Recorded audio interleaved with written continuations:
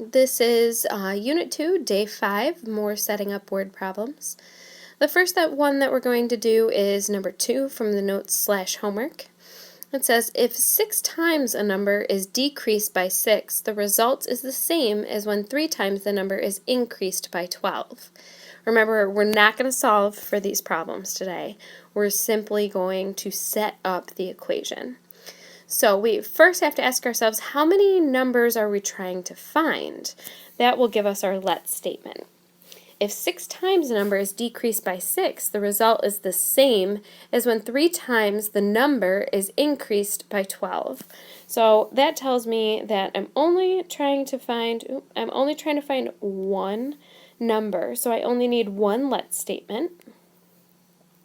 So let x equal a number.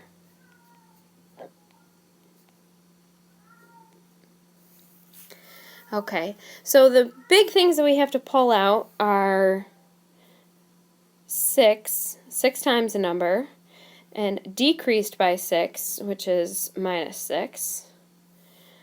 The result equals, that's what the result means, the same as when 3 times a number is increased by 12, plus 12. Okay, now we just need to fill in where the x's go. So that's anytime it says a number. So if 6 times a number is decreased by 6, the result is the same as when 3 times a number is increased by 12. There we go. We have our equation. 6x minus 6 equals 3x plus 12. Okay, let's move on.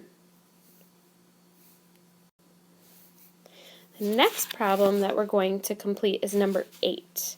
This is a consecutive integer problem, so we need to be prepared for that. Remember, consecutive integers are like 1, 2, 3. Okay, we're always increasing by 1. So find 4 consecutive integers. Okay, so I need 4 let statements. Let,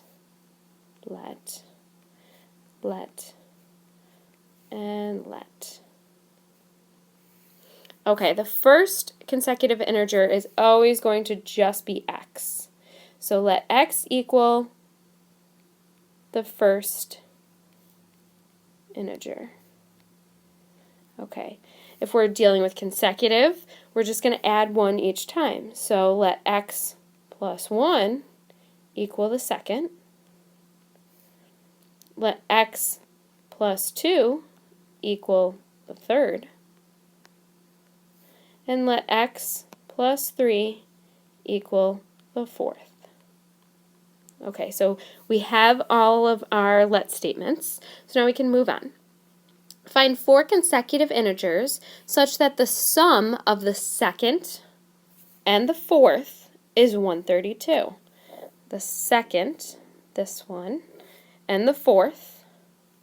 Okay, sum is telling me to add, so I'm going to go ahead and do the second, x plus 1, plus the fourth, x plus 3,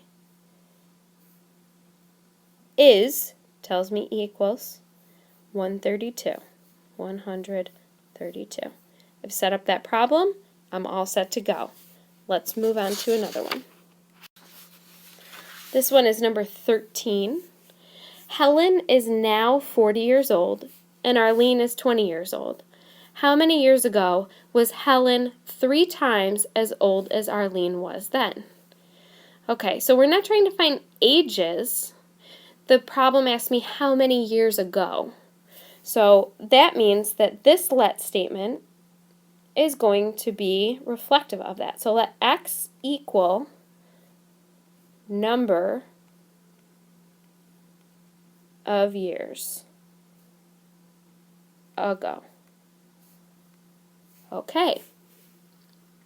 Well, let's now get what Helen and Arlene equal. So,